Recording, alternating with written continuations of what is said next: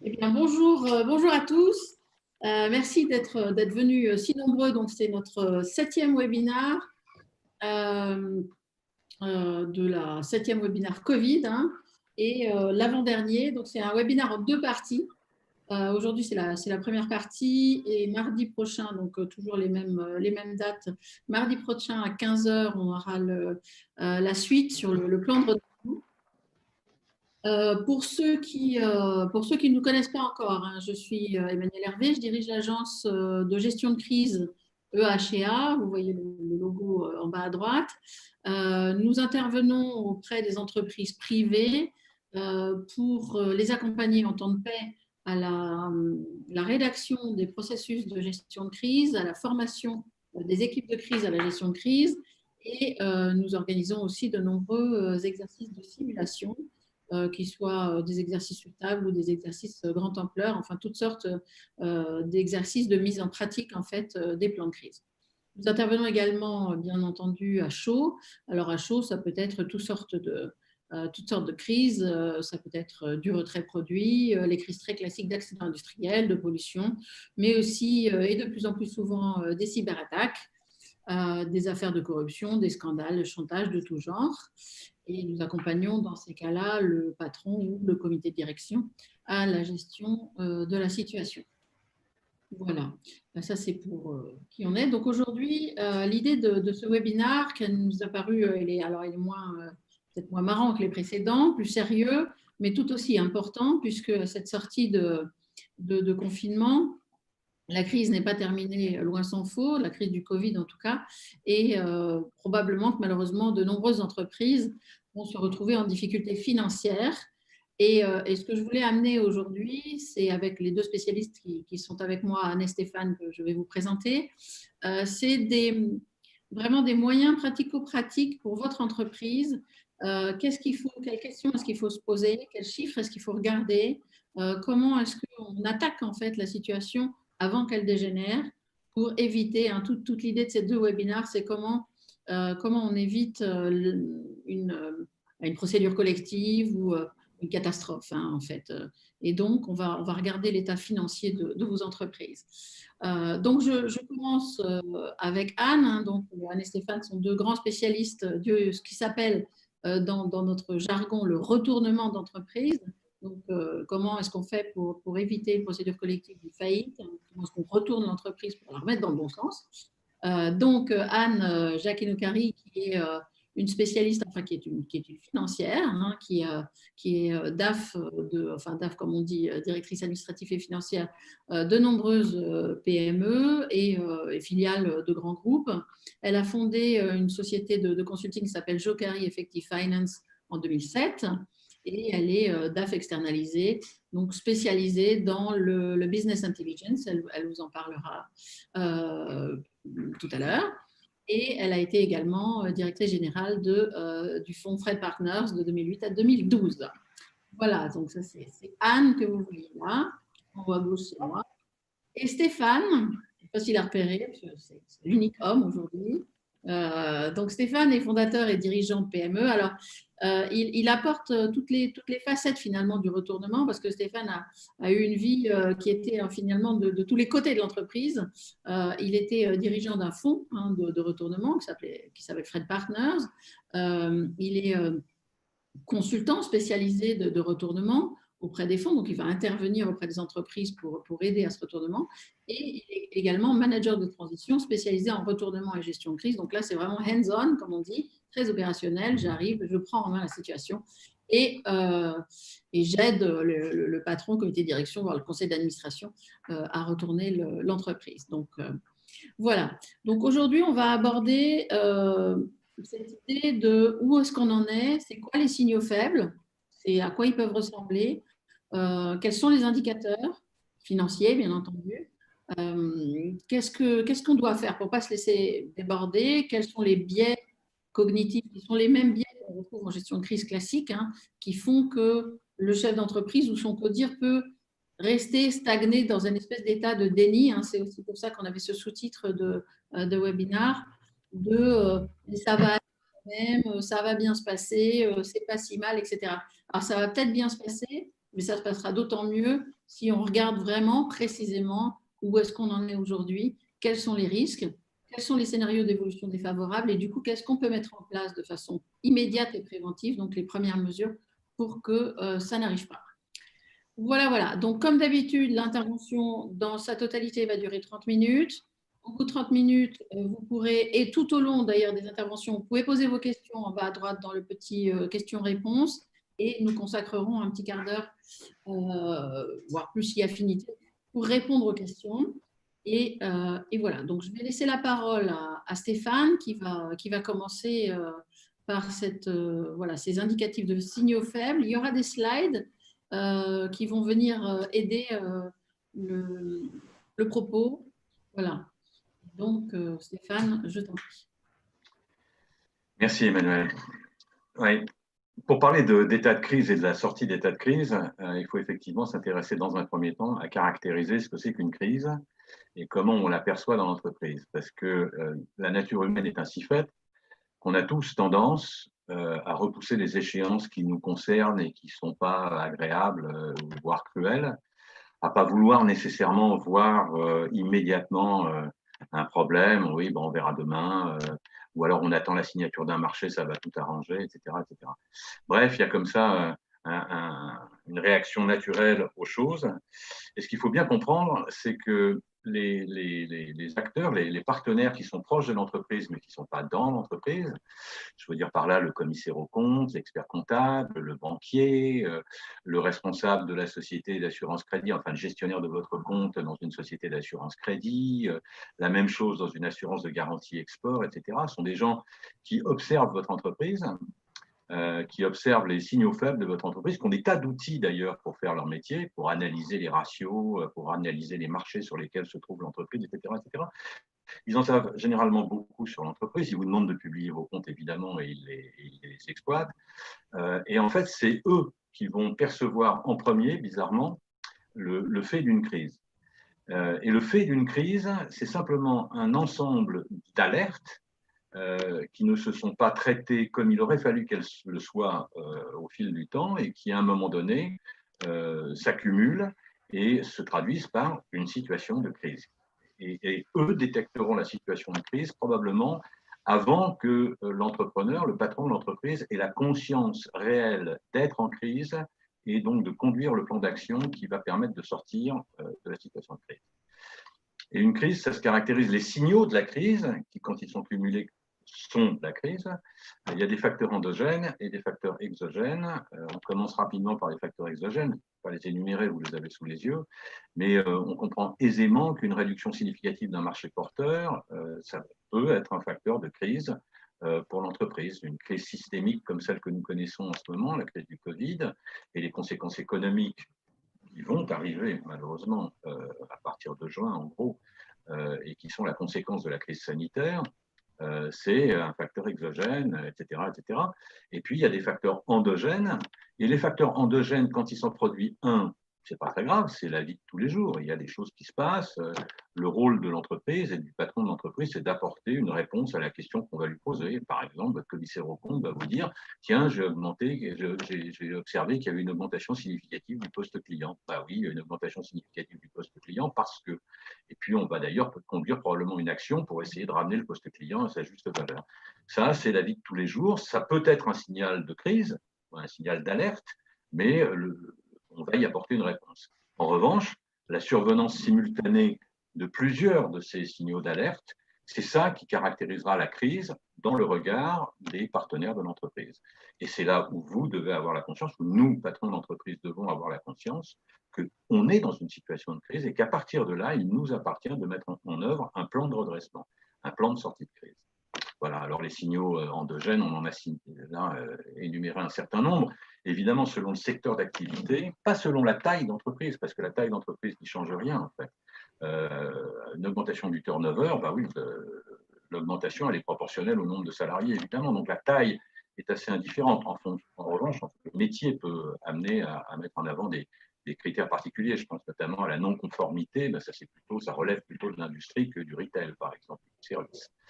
Voilà, donc la survenance simultanée de plusieurs de ces facteurs, c'est ça qui caractérise la notion de crise. Et à partir de ce point-là, on doit être on doit avoir élaboré et on doit être dans une logique de plan de redressement.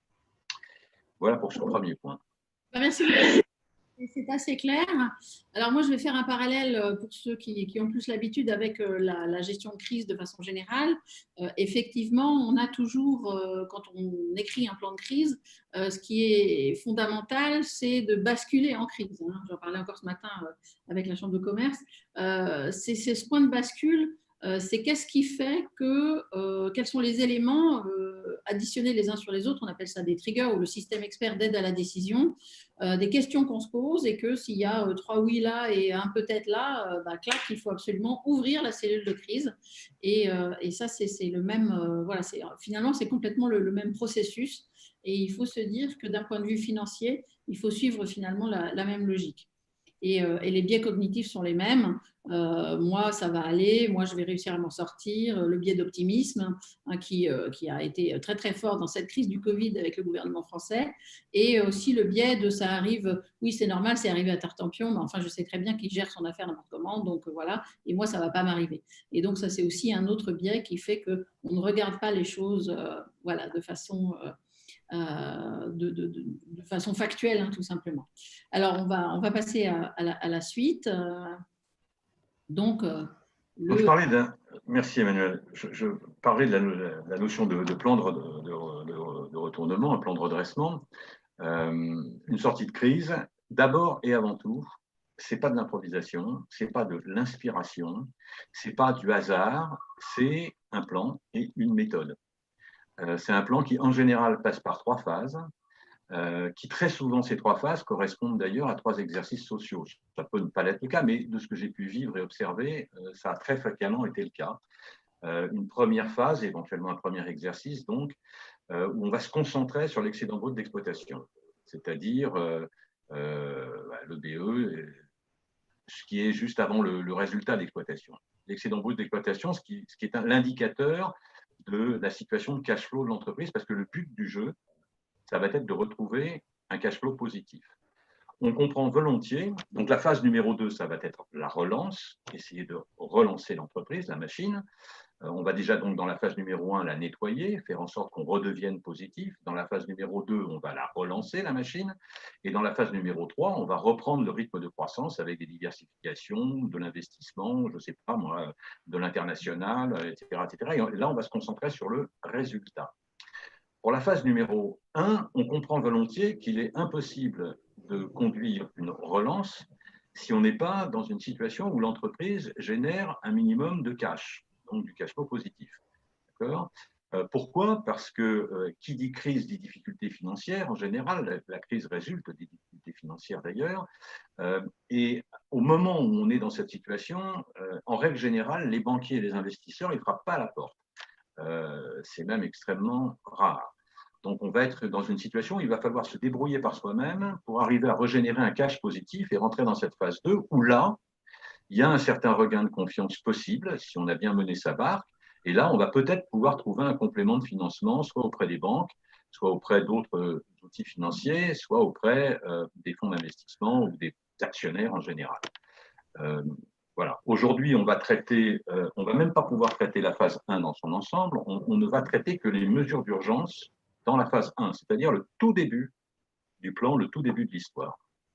OK. Merci beaucoup Stéphane pour cette présentation donc, des différentes étapes.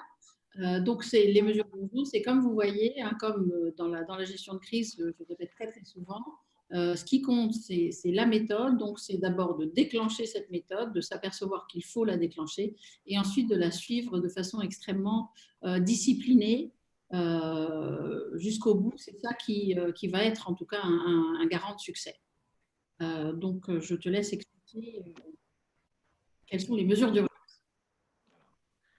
Avant de rentrer dans la technique, si je puis dire, dans la popote, quelques généralités simples, parce que la psychologie de la chose est vraiment importante. Tu l'évoquais tout à l'heure, Emmanuel, au niveau des biais cognitifs. Oui, la psychologie de la chose, elle est vraiment très, très importante. Et il y a quelques règles d'hygiène, j'appellerais ça de l'hygiène, qu'il faut bien avoir perçues. Un, effectivement, je l'ai déjà dit, mais je le répète parce que c'est important, rien ne tient au hasard ou à la chance. La sortie de crise, c'est un plan, une méthode, un process maîtrisé. Et c'est très important. Il y a les facteurs clés de ce plan qu'on va évoquer dans la suite de cette présentation ne sont pas relatifs à la taille d'entreprise, que l'entreprise, je rappelle que cette présentation s'inscrit dans le cadre des PME et des ETI. Évidemment, si on parlait de la filiale d'un groupe international, la chose serait tout à fait différente. Là, on parle de PME et d'ETI. Et s'agissant de PME et d'ETI, les facteurs clés sont les mêmes, quelle que soit la taille d'entreprise. Qu'une PME fasse 10 millions d'euros ou qu'on traite une entreprise qui fait 200 millions d'euros, la problématique, la structure et la recette du plan sont les mêmes. À cette différence près qu'il est probablement plus facile de traiter, on a plus de levier sur une entreprise de 200 millions d'euros de chiffre d'affaires que sur une entreprise de 10 millions. Mais l'énergie, la méthode et le plan seront les mêmes. En revanche, la recette va s'adapter en fonction du métier de l'entreprise, car on comprend bien que s'il s'agit d'une entreprise de service, d'une entreprise industrielle ou d'une entreprise de retail, les masses et les points de repère qui constituent le BE sont évidemment différents. Donc la recette s'adaptera au métier, mais pas à la taille d'entreprise. Voilà. Deux conseils, si je peux me permettre. Le premier, c'est il y a un plan, 3 étapes, on l'a vu. Et ça, c'est vraiment le fruit de 20 ans d'expérience à accompagner des entreprises qui étaient d'abord les miennes, ensuite celles des fonds que j'ai créés, puis après ça, celles des autres fonds avec lesquels j'ai travaillé dans des situations délicates. Pas chercher à brûler les étapes. Et là, je dois prendre 30 secondes pour dire quelque chose de fort important, c'est que l'entrepreneur de l'entreprise, dans cette circonstance, va se trouver au milieu de plein de pressions contradictoires. Évidemment, les actionnaires auront un regard sur l'entreprise qui doit donner du résultat et dans le plus court terme possible, évidemment. C'est normal. Les salariés de l'entreprise auront une vision de la situation qui leur est propre parce que là, leur vie est en jeu, leur emploi est en jeu. Il y a donc un facteur humain important dans leur regard sur la situation. Le commissaire aux comptes, lui, il ne veut pas prendre de risques, il veut bien certifier les comptes à condition 2 et la liste des conditions est longue comme ça. Donc chacun aura un regard différent sur l'entreprise et le patron, éventuellement le COMEX, mais le patron, en tous les cas, il se retrouve au milieu de tout ça à subir plein de pressions. Et malgré les pressions, le plan, la méthode, le déroulement, les étapes, le process, c'est ça la route à suivre, quelles que soient les pressions. Et là, il faut effectivement être capable de faire preuve d'une certaine résilience, d'un certain courage, d'un certain charisme aussi, bien sûr. On va l'évoquer quand il s'agira des partenaires, des fournisseurs et des clients. Et il va falloir savoir résister au stress, même au moment de prendre des décisions qui, malheureusement, parfois sont difficiles et cruelles. Et pour rebondir sur cette idée, le chef d'entreprise dans cette situation, c'est vraiment le pilote en fait de sa cellule de crise. Et pour continuer mon parallèle, hein, c'est le capitaine du bateau. Le capitaine du bateau, il ne faut pas qu'il aille écoper, parce que s'il va écoper, il voit plus, il est plus à la vigie, il voit plus de loin.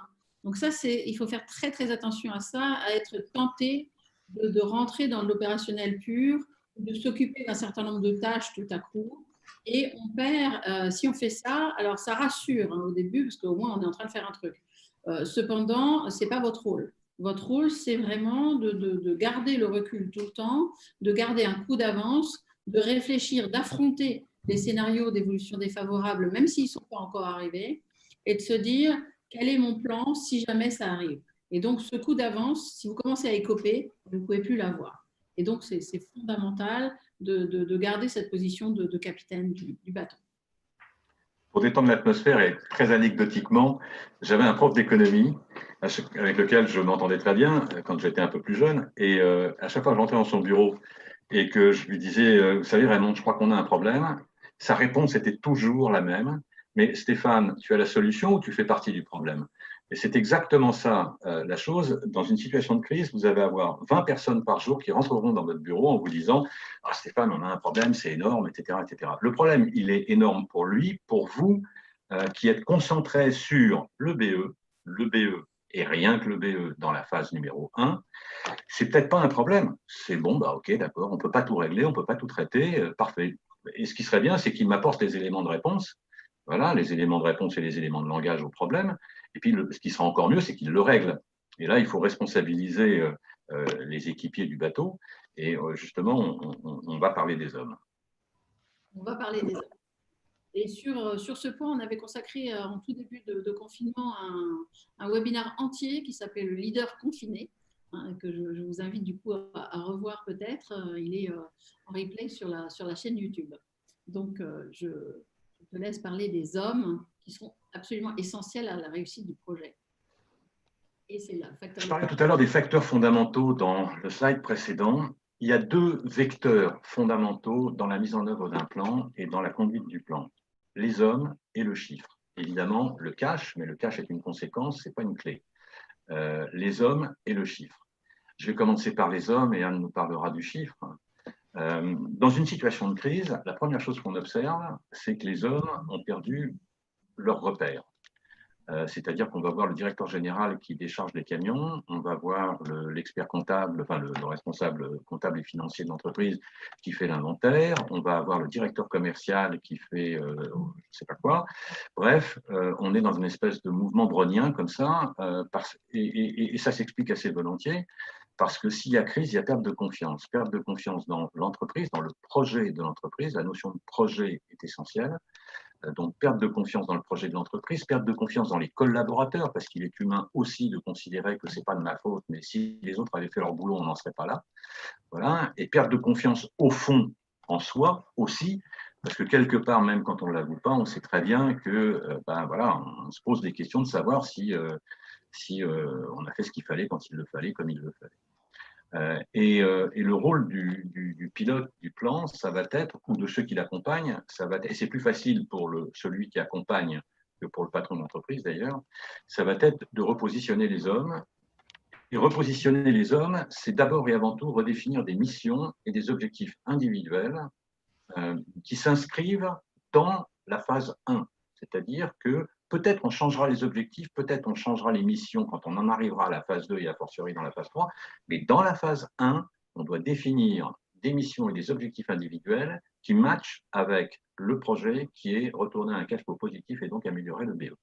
Et vraiment, il faut s'en tenir à ça et que tout converge à cela.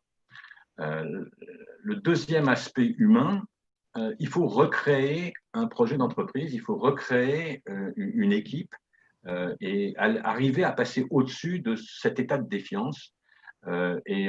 L'espoir est effectivement un projet commun comme il est écrit, mais c'est très fort. L'espoir, même si ça conduit à des efforts importants, voire à des sacrifices, l'espoir, c'est un vecteur extrêmement puissant de solidarité et d'action ensemble. Et pour qu'il y ait espoir, il faut qu'il y ait un plan d'abord. Il faut communiquer sur ce plan, il faut annoncer ce plan en toute transparence. Là, il n'est plus temps de se raconter des histoires, il faut que chacun soit au même niveau d'information et conscience d'une situation. Il ne faut pas la dramatiser, mais il faut l'exposer. Les gens sont responsables, les collaborateurs d'une entreprise sont responsables. Il faut exposer les étapes de ce plan en disant, voilà, les enfants, on va passer par là, enfin les enfants, je ne sais pas, mais on va passer par tel point, tel autre point et tel autre point. Il va falloir exposer aussi les mesures pour passer de tel point à tel autre point. Il va falloir faire ci, il va falloir faire ça, et il va falloir déterminer l'horizon à terme en leur disant, je ne vous promets pas que c'est dans 15 jours qu'on va aller beaucoup mieux, c'est peut-être dans 1 an, c'est peut-être dans 2 ans, mais voilà le plan pour y arriver. Et puis, il va falloir régulièrement communiquer en interne, parce que les gens auront besoin, pour pouvoir adhérer à ce projet commun, y adhérer de façon continue, de façon durable, ils vont avoir besoin de savoir où ils en sont. Eux, individuellement, eux, collectivement, et vous, patron de l'entreprise, vous allez aussi avoir besoin de prendre la température de l'état psychologique de l'équipe, de façon à pouvoir traiter les cas particuliers, parce que finalement, au bout du compte, tout ça n'est qu'une chaîne. Produire le BE, c'est une chaîne fonctionnelle. La vitesse d'évolution de cette chaîne fonctionnelle, elle est finalement limitée à ce fameux maillon faible, le maillon le plus faible. Et il est important pour vous que vous puissiez identifier ce maillon faible ou ces maillons faibles de façon à les booster, à les soutenir, un peu comme on soutient des élèves en difficulté dans une classe, pour que le rythme d'évolution de l'entreprise soit le même dans toutes ses fonctions. Voilà, et il ne peut pas y avoir de conduite du plan, quels que soient les moyens dont on dispose, s'il n'y a pas cette soudure humaine autour d'un projet commun. Anne, je te donne la parole sur le chiffre. Merci Stéphane. Donc, le deuxième pilier de ce plan de redressement, c'est évidemment le chiffre. Et le chiffre au singulier parce que, encore une fois, C'est très important dans chacune des entreprises de rassembler une information qui soit cohérente pour s'assurer qu'on puisse s'appuyer dessus pour prendre des décisions. Donc, on a pour la mise en œuvre des aspects économiques, évidemment, 2 piliers essentiels. La gestion du plan de trésorerie, donc un plan de trésorerie qui soit fait au fil de l'eau et donc qu'il faut nourrir avec des informations chiffrées, réelles, le plus exactes possible.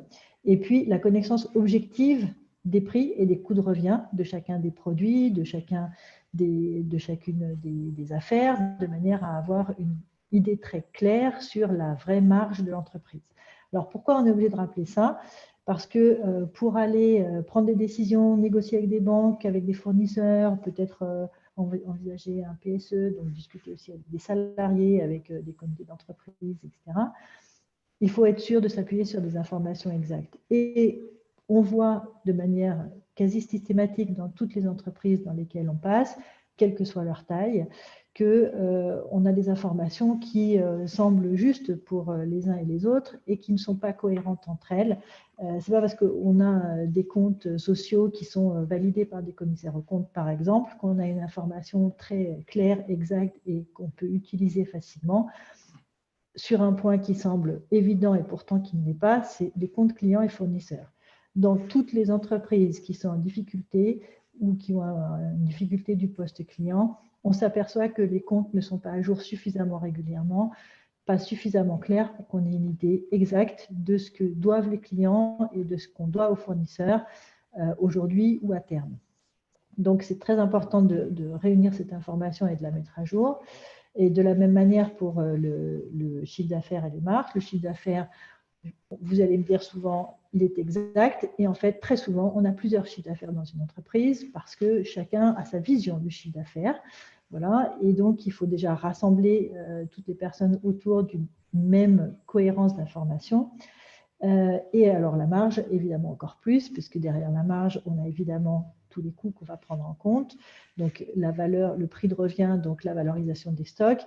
Et là aussi, on n'a pas forcément une cohérence entre ce qu'on va avoir dans les tuyaux de l'ERP et ce qu'on va avoir au final dans une marge comptable. Voilà, pour plein de raisons que, évidemment, je me ferai un plaisir d'expliquer aux gens que ça intéresse, mais qui peuvent pas prendre des jours.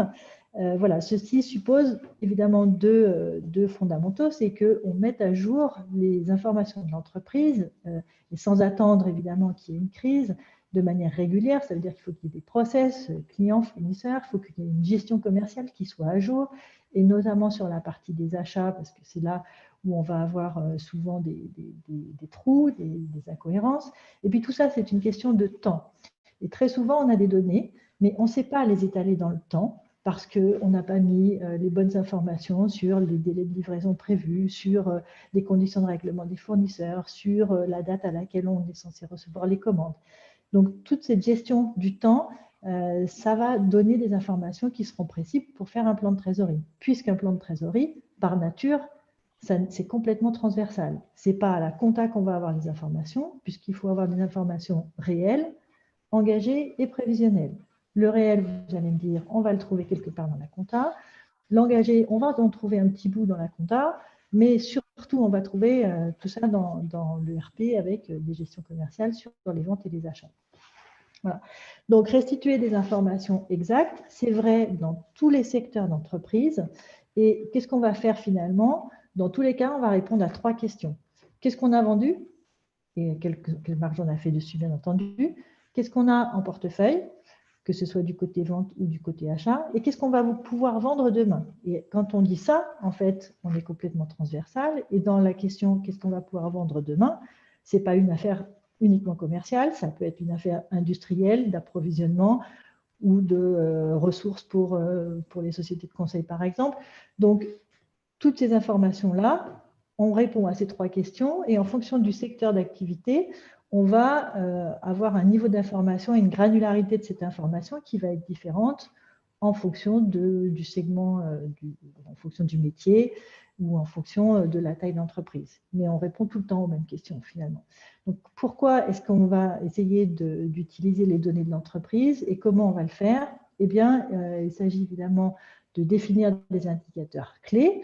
Donc, pour arriver à de l'EBE, les indicateurs clés, c'est le chiffre d'affaires, la marge, les charges opérationnelles, qui va nous dire évidemment par différence l'excédent brut d'exploitation, le détail de la masse salariale, c'est toujours un point clé évidemment.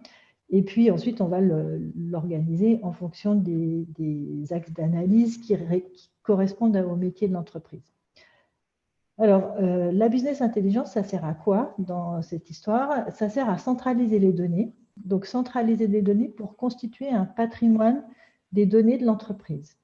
Un patrimoine des données de l'entreprise, ça veut dire qu'on a une seule source d'information dans un infocentre et dans laquelle l'ensemble de l'équipe data va taper, va piocher. Donc, l'équipe data, c'est quoi? C'est des gens qui ont l'habitude de traiter des chiffres dans l'entreprise, c'est des contrôleurs de gestion, ça peut être de l'ADV, ça peut être de la production, ça peut être du marketing. C'est des gens qui utilisent des outils, alors Excel dans 100% des cas, et avec un peu plus de performance des outils de BI. Et ça va permettre de centraliser cette information, de l'organiser, de la nettoyer, de la rendre cohérente, de l'harmoniser et d'harmoniser potentiellement des choses qui sont hétérogènes. Vous avez plusieurs entreprises où elles n'ont pas forcément les mêmes niveaux de granularité, il faut les harmoniser. C'est avec des outils de BI qu'on va pouvoir faire ça dans les meilleurs délais et pour maintenir ça au fil de l'eau. Voilà. Donc, c'est ça l'objectif d'avoir un chiffre cohérent et d'avoir des chiffres qui sont toujours à jour. Et ce travail de centralisation des données, ça se commence le plus tôt possible et ça nécessite une vision très transversale de la chose. Ce n'est pas un sujet informatique, ce n'est pas un sujet comptable, ce n'est pas un sujet de la production, c'est un sujet qui doit réunir tout le monde autour de ce patrimoine de données. Et tout ça, ça va permettre évidemment d'avoir une meilleure notion sur le cash. Et du coup, Stéphane, je te redonne la parole pour voir comment on va optimiser à très très court terme ce cash. Avant de parler du cash, je voudrais juste faire un tout petit complément à ce que vient de dire Anne. Si on transpose tout ce que Anne, tu viens de dire à la notion de situation de crise, moi, patron de l'entreprise ou accompagnateur de l'entreprise en charge de traiter la problématique de crise, moi, qu'est-ce qu'il me faut pour arriver finalement dans ma phase 1 à régénérer un EBE positif et à régénérer un cash flow positif? Ben, si c'est une entreprise industrielle, par exemple, je vais avoir besoin de savoir si telle unité de l'entreprise, admettons qu'il y ait 4-5 unités, est-ce qu'elle me tire vers le haut, est-ce qu'elle me tire vers le bas par rapport à la moyenne, la contribution moyenne du groupe? Comment se situe chacune de ces unités? Et s'il y en a une qui se situe manifestement en dessous du seuil ou de la moyenne, la question se posera de savoir si je dois la fermer ou pas. Si je suis dans le retail, la même question se posera au regard du panier moyen. Est-ce que mon panier moyen, dans tel client, il est au-dessus de la moyenne, en dessous de la moyenne, de la marge moyenne? Et c'est ça ce qui va me permettre de prendre la bonne décision. Une gamme de produits, un type de client. Je vais avoir besoin de cette finesse d'analyse de façon à pouvoir prendre rapidement des décisions en étant sûr de ne pas me tromper. Et donc, la vérité du chiffre dans la conduite du plan, c'est quand même quelque chose d'absolument essentiel, d'autant qu'il va falloir que je convainque des banquiers, il va falloir que je convainque des partenaires externes qui sont eux-mêmes des experts du chiffre. Et donc, je dois absolument être capable d'avoir le chiffre le plus fin. L'un des chiffres… Je voudrais juste faire une petite parenthèse, Stéphane, si tu permets. Voilà, à propos de la situation actuelle que tout le monde vit, certainement plein d'entre vous ont été amenés à faire des plans de trésorerie pour faire une demande de PGE garantie par l'État. Donc, évidemment, dans l'urgence, tout le monde a fait un plan de trésorerie. Et encore une fois, pour revenir à la pression dont parlait Stéphane, soit vous faites un plan de trésorerie qui correspond à la meilleure information réelle que vous avez de votre entreprise et qui vous semble réalisable. Voilà. Soit vous subissez la pression parce qu'on va vous dire que pour présenter le plan de trésorerie au banquier, il faut creuser la courbe ici ou au contraire l'améliorer. Chacun a sa vision des choses. Mais ce qu'il faut, c'est que vous, en tant que chef d'entreprise, vous ayez quelque chose qui corresponde au plus proche de la réalité et en mettant de côté ces différentes pressions, encore une fois, qui vont vous pousser à faire croire que vous allez peut-être passer la barre sans avoir besoin de beaucoup de financement, ou au contraire, faire croire que vous avez besoin de beaucoup de financement quand vous n'en avez pas forcément besoin beaucoup. Voilà. Parmi les premières mesures, et puisque c'est l'objet de cette présentation aujourd'hui, la semaine prochaine, on traitera plus largement du plan, de la phase 1 du plan, mais là, on est dans les toutes premières mesures, donc le tout début de la phase 1. Évidemment, le cash. Le cash, c'est ce qui permet de tenir. Et tenir, parfois, c'est survivre, c'est s'en sortir. Donc, il va falloir, d'une façon ou d'une autre, serrer les cordons de la bourse et gérer le cash à la pince à épiler, quoi. Vraiment de façon très, très fine. Et puis là, il y a des recettes de cuisine. Donc, ça m'amène à rentrer un petit peu dans la technique, si je puis dire, ou dans la cuisine. Mais là, il y a des recettes, effectivement. Alors, quand on n'a pas l'habitude de gérer des situations de crise, ce n'est pas évident. Quand on a l'habitude de les gérer, ce qui est mon cas, c'est des recettes qu'on connaît. La première des choses qu'on va faire, c'est d'aller négocier avec l'administration sur l'ensemble des charges de l'administration. C'est la TVA, c'est les impôts, c'est les charges sociales. Et tout ça, c'est regroupé au sein de ce qu'on appelle la commission des chefs de service au niveau de la préfecture. Et le métier de la commission des chefs de service, c'est précisément de synthétiser de façon à ce que vous ayez un interlocuteur unique. Donc, on ne va pas perdre son temps. On va prendre contact avec la commission des chefs de service au niveau de la préfecture et on va être proactif par rapport au risque d'impayé. Et alors là, la notion de proactivité, elle est essentielle. J'imagine qu'Emmanuel en parlera tout à l'heure mieux que moi, mais c'est absolument déterminant d'être proactif, c'est-à-dire ne surtout pas attendre la date de l'échéance pour appeler en disant « je ne peux pas ». Il faut certainement pas avoir honte ou peur ou je ne sais pas quoi. Il faut assumer sa situation, prendre contact avec la commission des chefs de service, par exemple, aller rencontrer ces gens-là, établir une relation interpersonnelle, leur exposer la situation. On est dans une situation de difficulté. Si elle est effectivement résultant d'une situation systémique comme c'est le cas aujourd'hui, aujourd'hui, ils ont des instructions précisément pour vous accueillir, vous écouter et vous aider. Donc, pourquoi ne pas le faire, puisqu'on vous y invite.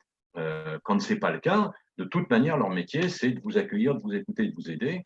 Au regard de la commission des chefs de service et donc des dettes d'État, il y a un point auquel il faut faire particulièrement attention, c'est le fait de négocier avec eux un étalement, puisque le but du jeu, ça va être ça, d'avoir du crédit gratuit en quelque sorte, de négocier un étalement, pas uniquement portant sur les sommes dues là tout de suite, on est en trimestriel en général, donc pas uniquement sur les échéances dues à la fin du trimestre, mais peut-être sur celles du semestre. Voilà, négocier un étalement, un plan, un différé, avec le cas échéant une franchise, parce que tout ça, ça peut se faire. La contrepartie qu'en général ils demandent, et là il faut que la relation interpersonnelle existe pour passer au-dessus de cet obstacle, c'est un nantissement sur quelque chose, sur le fonds de commerce, ou pire encore, une inscription de privilège. Il faut absolument éviter les inscriptions de privilège.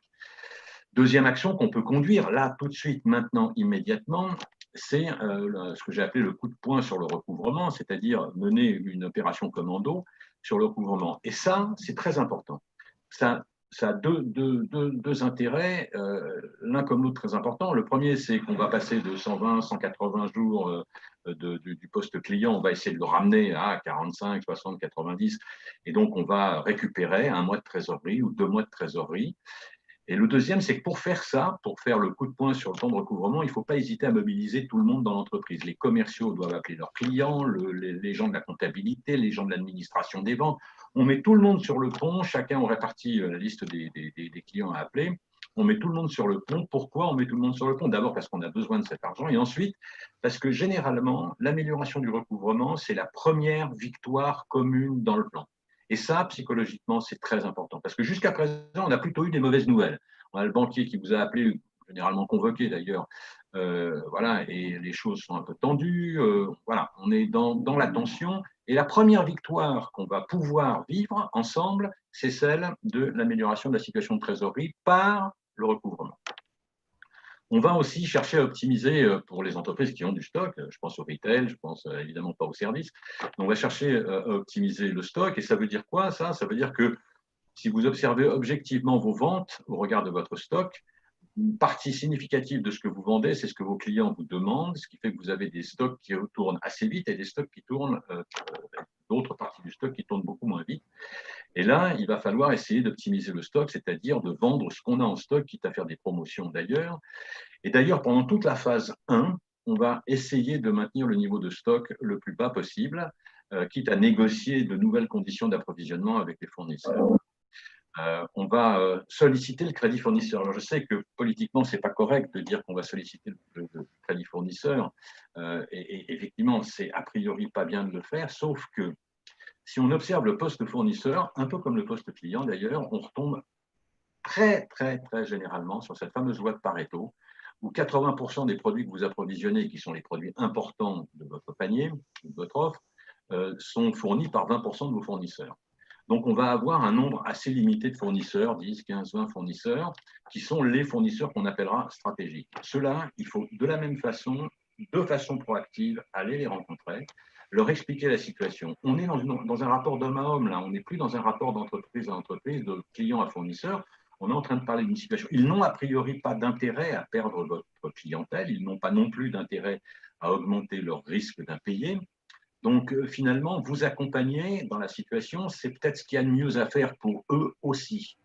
Et d'ailleurs, vous allez pouvoir négocier, je ne sais pas, optimiser les prix, optimiser la supply chain, c'est-à-dire leur délai d'approvisionnement, de façon à garder le stock le plus bas possible, négocier les délais de paiement contre, éventuellement, la mise à disposition des faits de commerce. Vous allez leur remettre une LCR ou une lettre de crédit. Eux vont vous donner 120 jours ou plus pour payer et ils pourront mobiliser auprès de leur banquier votre lettre de crédit pour assurer leur trésorerie à eux. On peut trouver des solutions, on est dans un rapport d'homme à homme, dès lors qu'on a anticipé la situation, qu'on a un plan et qu'on est capable d'exposer en honnêteté la situation et la perspective. Voilà. Il y a un point aussi qui est essentiel, c'est qu'il ne faut pas surprendre les partenaires financiers, que ce soit les banquiers et les sociétés de crédit. Anne, je te laisse peut-être dire un mot là-dessus. Oui, donc effectivement, en lien avec le plan de trésorerie et donc le cash, surprendre les banquiers, vous le savez tous, et il y en a peut-être qui nous écoutent, effectivement, ils ont aussi leurs propres contraintes, ils ont aussi leur propre niveau de décision, leur hiérarchie, et les surprendre alors que vous n'avez pas anticipé, c'est encore une fois un indicateur de crise, évidemment, et ça montre que vous n'avez pas non plus su anticiper. Donc, il est important d'abord de ne pas vous surprendre vous-même, donc de ne pas vous voiler la face. Quand on a besoin d'un financement de 1,5 million et qu'on essaye de faire croire que ça va passer avec 800 000, ça ne passe pas. Donc, on peut effectivement le mettre en forme et le présenter dans un storytelling qui va se faire en plusieurs épisodes, mais à un moment donné, de toute façon, ça ne passera pas. Donc, il faut ne pas les surprendre et au contraire, s'en faire des partenaires et bien leur exposer la situation et aller ensemble chercher des financements avec eux et avec peut-être d'autres solutions. Mais la pire des situations, c'est d'arriver au dernier moment et de dire, voilà, on ne peut pas payer la dette, par exemple, et de ne pas avoir su l'anticiper et de les mettre dans une situation qui est extrêmement compliquée pour vous d'abord, mais pour eux aussi. Et ça, généralement, c'est assez casse-gueule pour dire les choses comme elles sont. Les banquiers ont des outils pour accompagner les entreprises en situation de difficulté. Je pense à des outils comme le DAI, je pense à des outils comme l'affacturage, qui leur permet de ne pas être exposés au risque directement, mais qui vous permet à vous d'avoir de la trésorerie. Donc, ils ont ce type d'outils. Pourquoi ils les utilisent? Pourquoi ils ne les utilisent pas? Ils ne les utilisent pas quand ils sont surpris et qu'ils ne sentent pas bien le truc, voilà, ou qu'on leur met un peu le couteau sous la gorge. Et ils les utilisent beaucoup plus volontiers quand on est dans une relation de transparence tranquille, on est face à un problème, mais on reste calme, on a construit un plan et on expose simplement les outils qui sont nécessaires ou les moyens qui sont nécessaires à pouvoir l'accomplir. C'est assez rassurant et dans ces conditions-là, ils mettent volontiers en œuvre les outils dont ils disposent pour accompagner les entreprises en situation difficile. Le dernier point, c'est solliciter les aides et les subventions. Voilà, je pense à des choses comme le CICE, je pense à des choses comme le CIR. En termes de subventions, je pense notamment à des subventions de type BPI. Et là, je vous invite volontiers à faire appel à des cabinets spécialisés, surtout pas essayer de traiter ces dossiers en interne. D'abord parce qu'on a beaucoup d'autres choses à faire dans la gestion d'une situation de crise et dans un plan de redressement. Et ensuite parce qu'il y a des sociétés qui sont spécialisées là-dedans, qui généralement se rémunèrent essentiellement sur du variable, c'est-à-dire du success fee, voilà, et qui ont une vraie compétence à savoir faire ça dans un délai que de toute manière, vous ne seriez pas en mesure de réaliser. Voilà, donc je vous invite vraiment à jouer ce jeu-là. Il faut chercher les aides et les subventions, mais à le faire avec des partenaires externes compétents. Stéphane, des conseils très très pratiques. J'ai peut-être une petite remarque et Olivier a mis une question qui n'est pas du tout inintéressante sur la conversation. Euh, tous ces gens finalement, parce que c'est partie prenante, mais ce sont des gens, il va falloir aller les convaincre. Et donc, il est absolument fondamental que ce qui va se passer, c'est qu'à partir du moment où vous n'allez pas très bien, bon, en ce moment, il y a plein d'entreprises qui vont aller pas très bien et on va rarement, en tout cas pas pour l'instant, vous mettre en cause pour ah oui, il ne gère pas bien sa boîte et c'est normal et c'est ceci et c'est cela. A priori, en plein Covid, ce n'est pas ça qui va se passer. Hein, tout le monde va être assez empathique sur le fait que bah oui, ça a été très difficile, vous n'avez pas pu bosser pendant 2 mois, etc. Cependant, pour donner confiance, pour être certain, et quand on y va, quand on va parler proactivement à toutes ces parties prenantes, il faut avoir super bien bossé son storytelling. Il faut que ce soit rodé, que ça tourne très bien, que ça soit super logique, que ce soit hyper convaincant. On n'y va pas en n'ayant pas répété, hein, il faut répéter. Et il faut également, pour préparer, se mettre dans la peau en fait, de la partie prenante que vous allez voir, votre banquier, les pays, je sais pas, vos clients, vos sous-traitants, et se dire quelles vont être ses premières questions, qu'est-ce qu'il va me poser comme question, qu'est-ce qu'il va dire, à quoi il va s'intéresser, et ne pas tomber des nues en n'ayant pas de réponse. Donc, il faut préparer aussi son document questions-réponses avant d'aller solliciter toutes ces parties prenantes. Et dernier point, cet ensemble de documents donc de communication autour de ce qui vous arrive, il faut que ce soit partagé dans toutes vos équipes. Il n'y ait pas, par exemple, le DAF qui dit quelque chose à un banquier, le DG qui dit autre chose à son client principal, les VRP qui disent encore un troisième truc. Donc ça, ce n'est pas possible. Il faut aligner la communication en interne pour que votre entreprise donne une véritable impression de cohérence et de force. Et ce que disait Olivier, alors, donc la petite remarque, c'est le coup de poing, c'est gentil, mais dans un contexte normal, ok. Aujourd'hui, comment on fait quand tout le monde est dans la même situation? Je ne sais pas si Stéphane, tu veux répondre ou Anne à cette. Moi, je peux commencer par dire un mot. C'est vrai, donc évidemment, on peut s'imaginer que tous les clients sont dans la même situation, mais dans la réalité, c'est jamais 100% des clients. Et surtout, quand on regarde le poste client, déjà, comme je le disais au préalable, il faut s'assurer qu'on ait une information qui soit absolument nickel. Et déjà, ça, c'est un premier coup de poing, c'est de mettre à jour les choses. Je vous donne un exemple, 2 exemples même. Je suis intervenue dans une société de BTP, voilà, de choses spécialisées, dans lesquelles il y avait un très gros poste client et sur lesquels, évidemment, on me dit, on ne peut pas, il y a des litiges, il y a des... Finalement, 50% des créances qui étaient dues étaient liées à des problèmes de non-conformité ou de bâtiments, enfin de chantiers qui n'étaient pas vraiment terminés. Il suffit qu'il manque un boulon. En l'occurrence, c'est une société qui avait un gros chantier sur un grand musée parisien. Et pendant 8 mois de ma mission, toutes les semaines, j'ai dit quand est-ce qu'on va mettre ce boulon? Et j'ai demandé à ce qu'on m'apporte le boulon sur le bureau le jour où on a enfin reçu ce boulon pour être sûr qu'il allait être posé et qu'on allait pouvoir réclamer la créance. Donc, avant de dire les clients ne peuvent pas payer, regardons chez nous si on a les moyens de se faire payer parce qu'on a fini notre job et qu'on a fait la bonne facture avec la bonne échéance, avec les bonnes interventions. Aujourd'hui, la plupart des grands groupes ont des systèmes ERP avec des purchase orders. Si vous n'avez pas le numéro de purchase order, si vous avez manqué 10 centimes, ou j'exagère, mais si vous n'avez pas fait votre facture exactement comme était prévu le purchase order, il n'est jamais payé. Et tout ça, ça fait que déjà, on peut obtenir un premier résultat en mettant de l'ordre dans ses comptes clients et en mettant de l'ordre dans ses non-conformités pour se faire payer. Voilà. Et ça, certainement, il ne faudra pas être trop brutal. On a vu en début de crise, moi, j'ai observé deux, trois entreprises qui ont complètement paniqué sur leur cash flow et qui ont été d'une brutalité rare sur le recouvrement. Oui, bien sûr. Même si, d'abord, je ne pense pas que ce soit très efficace, tout simplement parce que vous braquez les gens.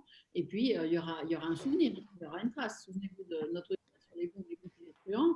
Le comportement que vous aurez eu pendant cette crise, avec vos parties prenantes, que ce soit les fournisseurs ou les clients, eh bien, ça va rester. Ça va rester. En complément pour répondre à Olivier, je lui dirais simplement que déjà, on va exclure toute la partie B2C, parce qu'a priori, on n'a pas beaucoup de recouvrement à faire quand on fait du B2C. Hein. Les gens partent après avoir payé avec le produit. Donc, on n'est pas tellement. Donc, on est plutôt dans le B2B. Cette question s'adresse plutôt au B2B. Et là, on est dans des chaînes de valeur. Et je parlais de la loi de Pareto s'agissant des fournisseurs tout à l'heure. C'est exactement la même histoire s'agissant des clients. Quand on observe le poste client, on se rend compte que 80% du chiffre d'affaires, on le fait avec 20% du nombre des clients. Et c'est ces clients-là qu'il faut aller rencontrer, voilà, et puis trouver des solutions intelligentes, et effectivement pas violentes, mais trouver des situations, des solutions intelligentes. Moi, patron d'entreprise, je vais prendre à charge les 10 plus gros, voilà, les 10 suivants, c'est le directeur financier qui va s'en occuper, etc., etc. On va descendre l'échelle comme ça, et puis on va les rencontrer, voilà. Et toutes les entreprises ne connaissent pas les mêmes difficultés au même moment. Mais l'essentiel, c'est de conduire l'action dans une relation intelligente, en créant un relationnel d'homme à homme, et sans avoir ni peur ni honte d'exposer le fait que le recouvrement de cette créance est aujourd'hui déterminante pour moi. Alors, dans le premier coup de poing, pour en rajouter encore un petit sujet, c'est que la première chose à faire, c'est de savoir comment on s'en occupe en interne. Souvent, moi, je m'aperçois, notamment dans des petites entreprises, qu'il n'y a pas de credit management et qu'on va avoir, confié ça à la comptabilité. En fait, le recouvrement, c'est un métier commercial.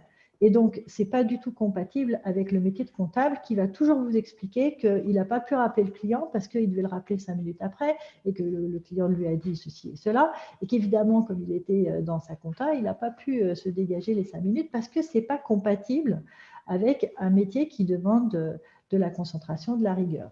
Et souvent, ce n'est pas compatible d'ailleurs avec la typologie de comptable. Et donc, la première des choses à faire, c'est de savoir qui s'en occupe. Ensuite, c'est comment on s'en occupe, avec quelle régularité. Je vous donnais l'exemple de cette société de bâtiment.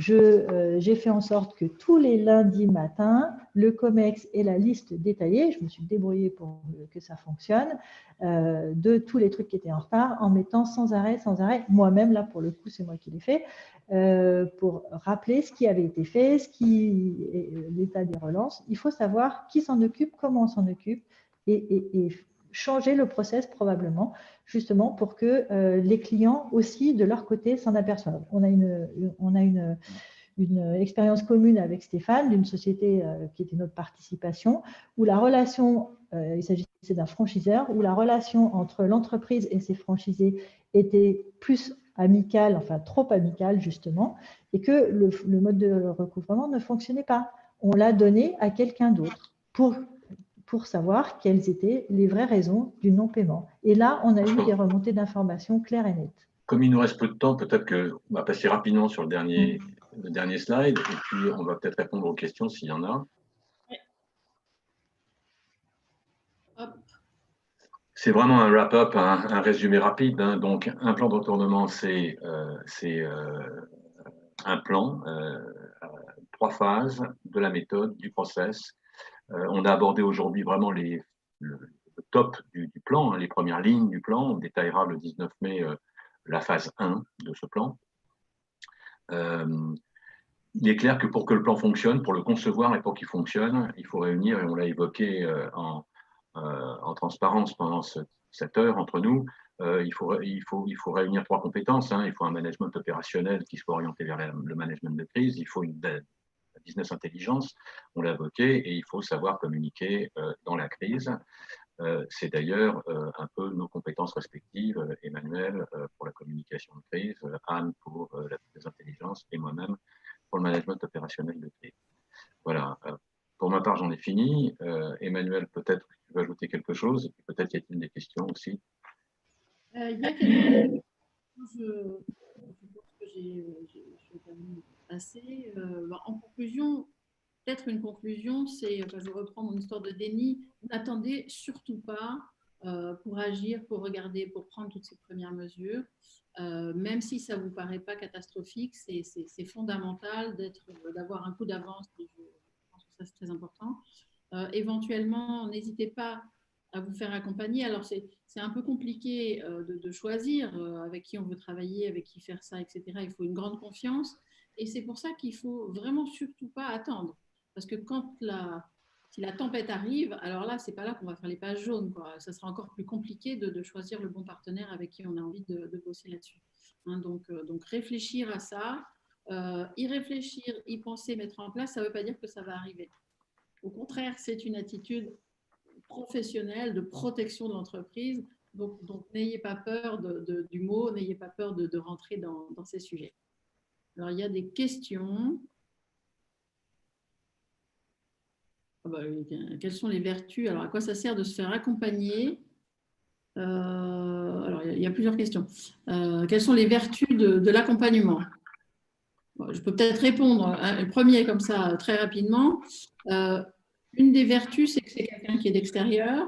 Il n'est pas biaisé par toutes vos habitudes, par l'histoire de la boîte, etc. Il n'y a pas d'émotion par rapport à la société. Et aussi, une deuxième vertu qui me paraît très importante, c'est que finalement, vous avez aussi le business en fait, qui continue. Et gérer la crise à côté, ce n'est pas possible de s'imaginer qu'on va faire ça plus toutes les choses qu'on fait d'habitude. Et donc, il y a une vraie question de bras et de jambes, quoi.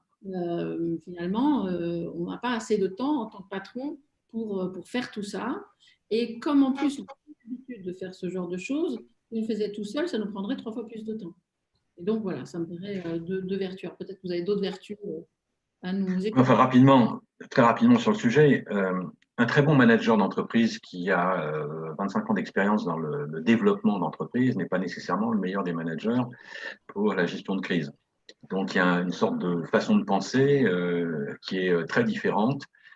Et ça, cette qualité de manager de situation de crise, c'est pas quelque chose qu'on peut apprendre sur le tas en 15 jours. C'est quelque chose qui est aussi le fait de l'expérience.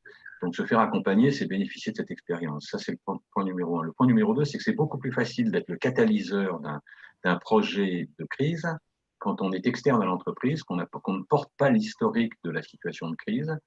Voilà, on est le bon apôtre, et cette voix du bon apôtre, elle est plus facilement audible que la voix de l'entrepreneur qui est obligé dans la gestion de crise de revenir sur des décisions qu'il avait prises lui-même il y a quelque temps, parce que organiser un plan de licenciement, c'est licencier des gens que j'ai recrutés moi-même il y a quelque temps.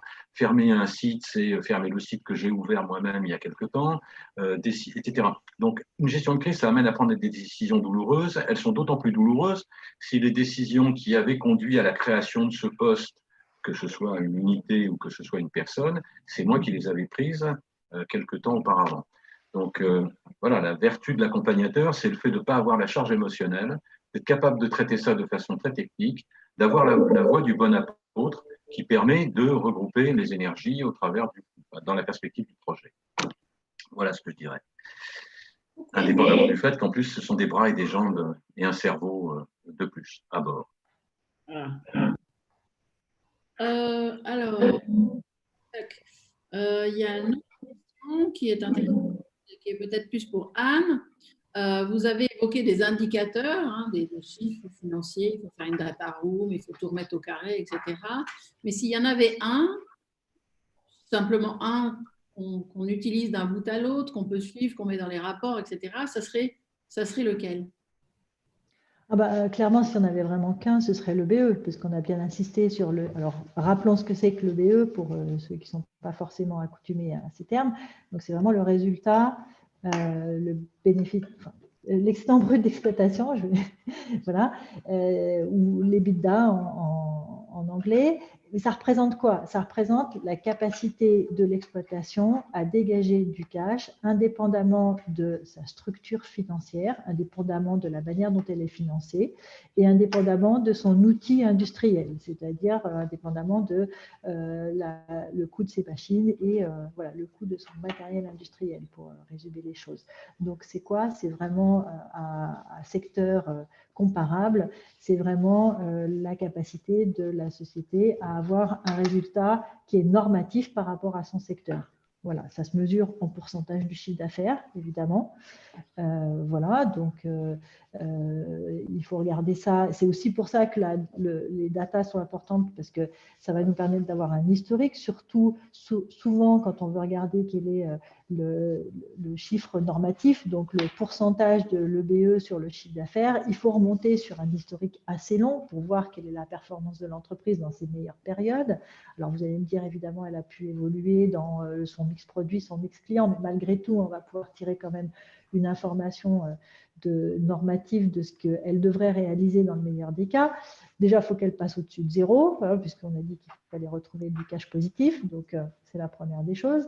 Et puis, on va pouvoir la comparer au même secteur, puisqu'on va avoir, justement, c'est fait pour ça, l'EBITDA, c'est pour pouvoir comparer aussi les entreprises qui ont la même typologie d'exploitation. On va comparer un hôtel avec un autre hôtel, du retail avec du retail et de l'industrie avec de l'industrie. Voilà, et on va avoir des ratios qui sont comparables pour dire si on s'améliore, si on est en dessous ou au-dessus du normatif. Ok, ben merci, ça c'est très intéressant. Alors, on a passé le temps, mais je vais peut-être prendre cette question-là parce que, effectivement, Anne, quand tu parles de tout remettre au carré, de faire une data room, d'harmoniser, d'être sûr que tout le monde a les mêmes chiffres et tout, et qu'on se dit que ça va déjà pas, on n'a peut-être pas forcément super envie de se mettre dans cette activité. Ouais. Alors, c'est vrai que si on est en pleine crise, ce n'est pas le moment de mener des projets de RP, ce n'est pas le moment de mener des projets structurants. Néanmoins, là, c'est sur un projet qui… Combien de temps à peu près enfin, au moins pour en tirer quelques chiffres suffisamment, suffisamment justes et suffisamment parlants pour pouvoir gérer la crise, pour pouvoir faire des arbitrages. Il faut combien de temps à peu près? Alors évidemment, je ne vais pas pouvoir donner un temps sans connaître. D'abord, il faut savoir quelle est la structure de l'entreprise. Évidemment, il faut savoir de quoi on part. Donc déjà, on va avoir des entreprises qui ont des ERP qui sont bien structurées, peut-être pas très bien paramétrées. Donc il va falloir travailler sur le paramétrage pour améliorer l'information qu'on va avoir. Donc là, je parle du référentiel. Donc si on veut savoir… comment, par exemple, sur nos prix de revient, il faut s'assurer que les articles sont paramétrés correctement, que les coûts moyens sont paramétrés, que le calcul de la valorisation des stocks se fait correctement, est-ce qu'il se fait bien en réel, est-ce qu'il se fait en standard, etc. Donc ça, faut déjà faire un état des lieux. Ça peut aller très vite parce que, voilà… je ne sais pas, il faut interroger quelques hommes clés et aller voir directement dans le système ce qu'on va pouvoir récupérer comme information. Tous les ERP sont dans la même philosophie, en fait. Donc, grosso modo, dans tous les cas, on va avoir un référentiel, c'est-à-dire une base article, une base client, une base fournisseur. Donc, déjà, et ensuite, on va avoir des informations transactionnelles. Donc, nous, on a tellement l'habitude, donc on sait exactement où est-ce qu'il faut aller voir pour savoir si on va avoir beaucoup de travail à faire ou pas.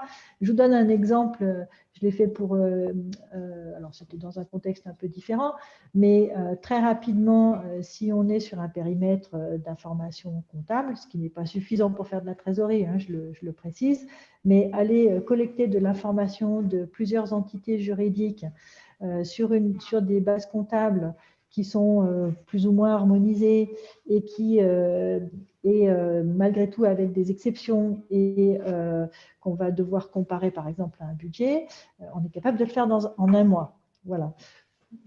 Je l'ai fait, j'ai plusieurs exemples. Donc, en un mois, on est capable de structurer une information comptable et de la comparer avec un budget sur, on va dire, sur 2 ou 3 entités juridiques. Voilà. Après, si je vous donne un autre exemple d'un projet qu'on a mené l'année dernière avec mon collaborateur, on a harmonisé 26 entités juridiques, pas liées juridiquement entre elles, avec différents niveaux de regroupement pour un fonds d'investissement qui investit dans l'industrie. Voilà. Donc là, ça nous a pris, on va dire, je dirais 3 mois et en temps complet, une vingtaine de jours. Voilà. Quand même. Okay. Ah ben oui, quand même.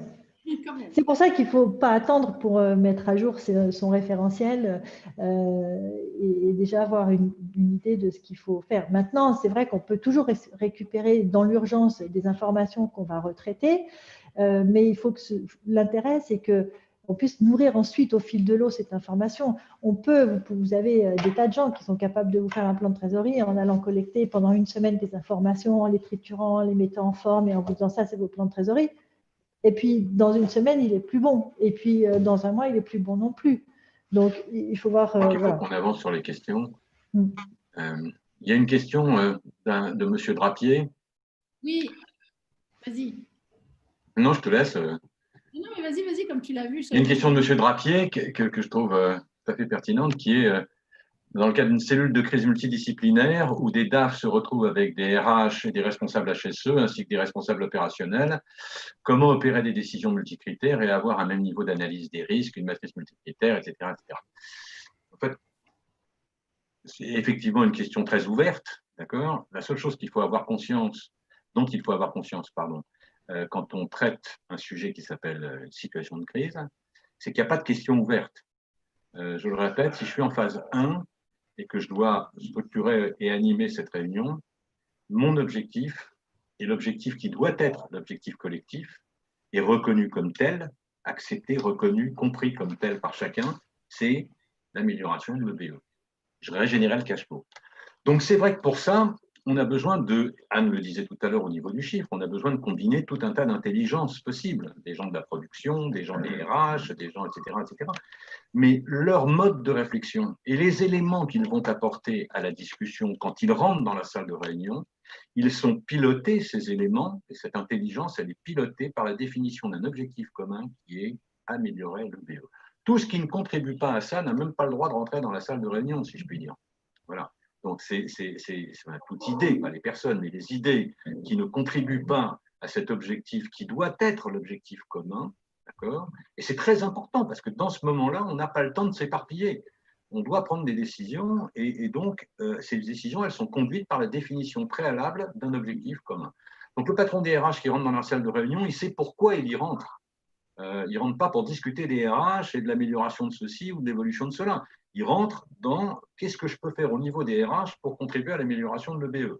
Moi, responsable de la prod, je rentre voilà, dans la salle de réunion avec comme élément de réponse, voilà, souvenez-vous de la fameuse réflexion de mon prof d'économie, tu as la solution, tu fais partie du problème. Ok, merci. Alors, il reste deux questions. Une, qu'est-ce que vous consolidez dans les datas de l'entreprise? Du coup, je vais répondre à nouveau. Donc, évidemment, quand on parle des datas de l'entreprise, si l'objectif, c'est de faire un plan de trésorerie, il faut consolider le maximum d'informations. Et qu'est-ce qu'on va consolider? Alors déjà, on va regarder s'il y a plusieurs sociétés à consolider.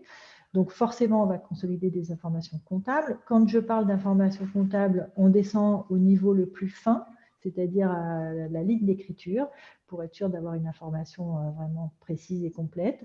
Si on va faire de la trésorerie, comme je le disais tout à l'heure, on va aller chercher des informations dans la gestion commerciale, donc les commandes d'achat, les commandes de vente et évidemment le prévisionnel. Alors le prévisionnel, c'est très intéressant parce qu'il est rarement dans le RP et que du coup, il va falloir aller le retraiter avec les informations qu'on aura. Voilà, et donc les remettre en forme pour qu'on puisse les consolider avec un niveau de granularité commun à l'ensemble des entreprises qu'on consolide. Voilà.